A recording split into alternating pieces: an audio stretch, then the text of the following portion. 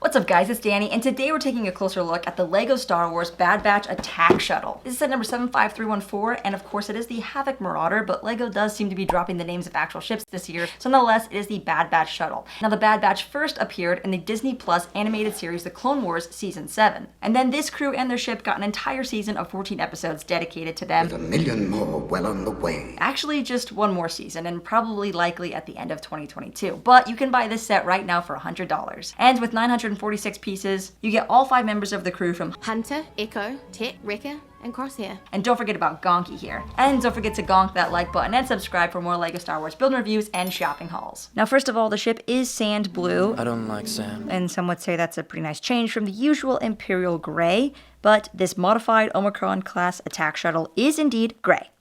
But it does look a little bit bluish gray here, I suppose. The shape is impressively captured along with the color contrasted panels. So I do like the fact that there is black, so it does look a little more accurate. The wings here can fold upwards just like the Imperial shuttle, and likewise downwards into a triangular flight position. And the connection points here are very sturdy. I don't see any obvious issues with handling the wings here, and I don't think that you would be able to break them off unless you took this apart piece by piece. However, the dorsal fin here does pose some issues. Unlike the 2021 Imperial shuttle, there's no latch to secure this roof from lifting, and it doesn't only lift just the fuselage interior, but also the cockpit shield. So that makes this a very unsafe and precarious fin, but we'll worry about fixing that just a little bit later on. The fact that this opens the entire interior means that we need to look inside and admire the photography on the walls, this beautiful Venator class Star Destroyer, which is probably the last one that we'll ever see, and just reminisce on all the years that this same control panel sticker has been used, reminding us again of how thankful we should be for LEGO's consistency and strict adherence to making the best possible LEGO sets without having to design anything new. Wait, this is new. The cockpit piece is printed from the red windshield to some of the details on the side. I gotta give credit where credit is due, and this is a really nice, unique piece in this set. Now there is space in the cockpit for 2 of the Bad Batch crew, and then another 2 seats that you could fit 2 more of the crew in the back. So at this point in time, it is assumed that Crosshair has turned to the Empire, and he is not allowed in the ship because there's just no room for him. In fact, he's not the only one there's no room for. Gonky here does not have any place, any room, so I suppose he's banished to the shipyard to just do repairs because I guess he didn't really do that much on the ship anyways.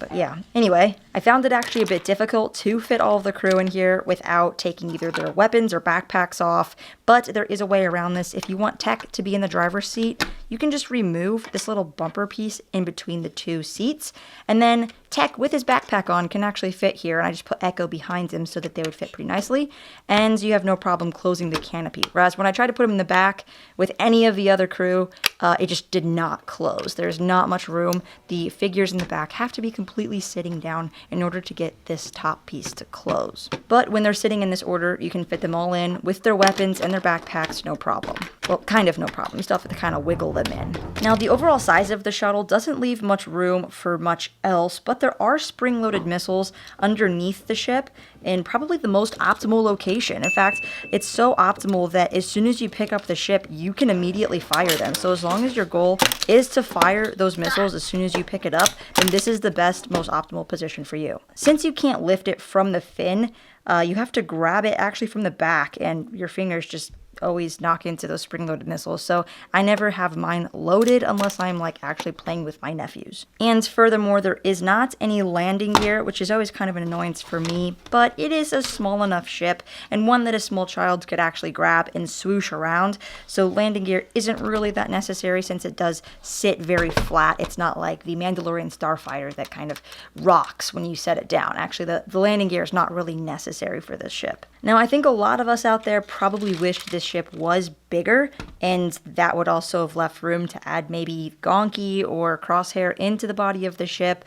But since it is this smaller scale, in order to get more into the set, they added these 2 additional speeder bikes, which are completely brand new builds, unique designs. Well, okay, one of them is a completely unique speeder bike and also a very unique color. I don't think we ever got a lime green speeder in LEGO Star Wars before, so this is very interesting. It is a rather simple build, as most speeder bikes are, but they've done something different with the side brick-built sections, and it does look like it might be this speeder from this chase scene with Fennec Shand. When do we ever see Crosshair on a 501st speeder painted black chasing a lime green speeder?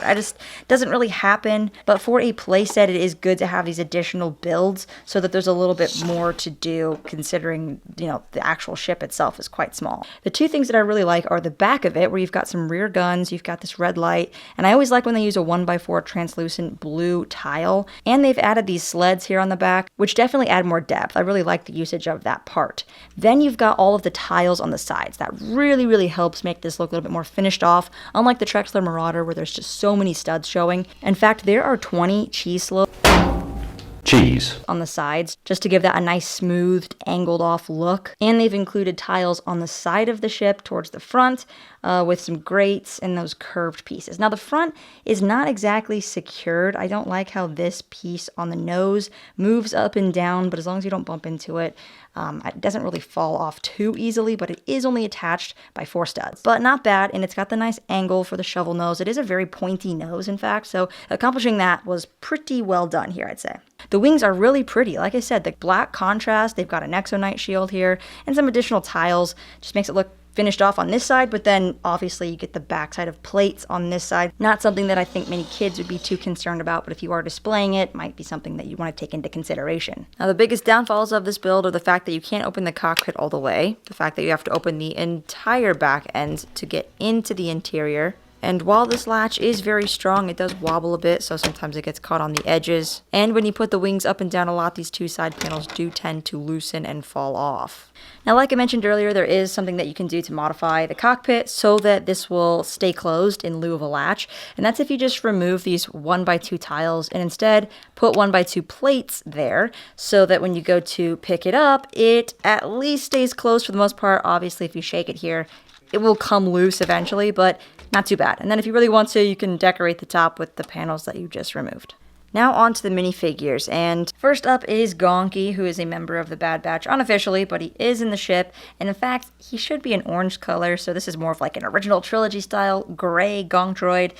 Again, pretty simple build. You've got the grate in the front, and you've got these little pieces for feet, so I think that does it pretty well. Next up is Crosshair, and this does assume that he has already chosen his alliance with the Empire. He has a green T-visor, solid print on the torso, legs, and feet, and on the back side of the torso. His face has a pretty nice print because of the Crosshair logo on his eye, which is very accurate. However, his gun could have had an additional lightsaber piece added to the end, just to make it look more like that iconic sniper rifle that he carries. Next up is Wrecker, and I've got to say, even though this is a reused Iron Man helmet, the print on it looks fantastic.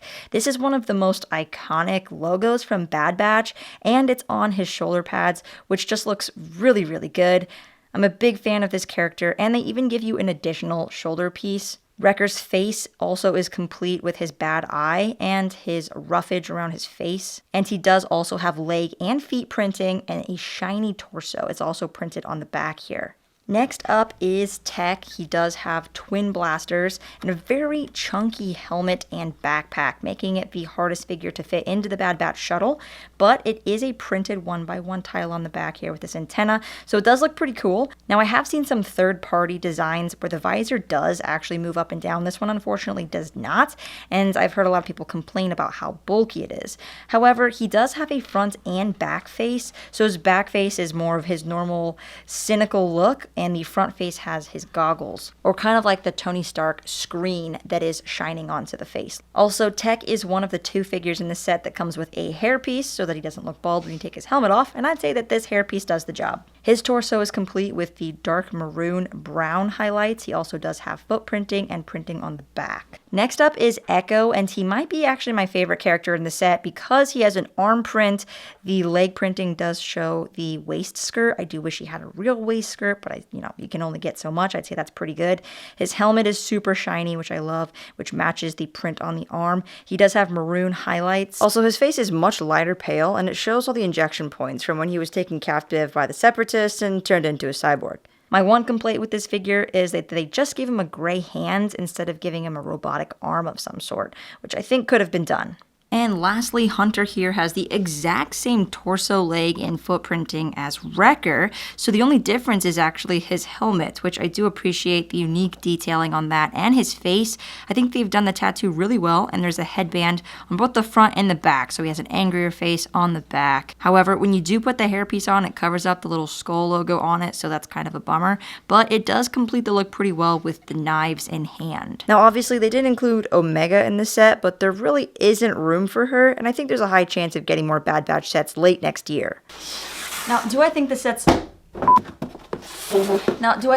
worth $100? Yes, I do think that it meets the criteria for a $100 set, and I can understand why people might not want to pay $100 just to get the figures when that's really the best part of it. So you might be better off actually buying those separately, as I do think they'll increase in value. But nonetheless, it is a really good play scale set, and I am very excited to see Bad Batch Season 2. So let me know in the comments below what your favorite episode was from Season 1. And as always, guys, thanks for watching, and we'll see you next time. Happy building.